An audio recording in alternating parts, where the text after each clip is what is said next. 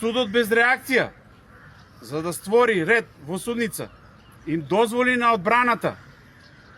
поединци, миленици и адвокати да бидат гласни и да се издействува за да се издействува презентирање на доказите на начин на кој што јавноста нема да биде запознаена за непостапувањето на органите кои што биле должни да постапат, со кој нешто би дошло до спречување на трагедијата, но наместо судот да преземе действие и да створи ред во судница, судот укор и непочитување искажа кон наш оштетените,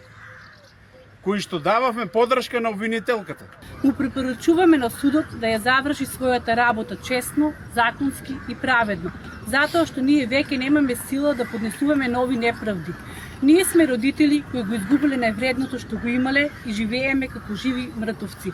Не дозволувајте да ја изгубиме и последната надеж дека правдата постои.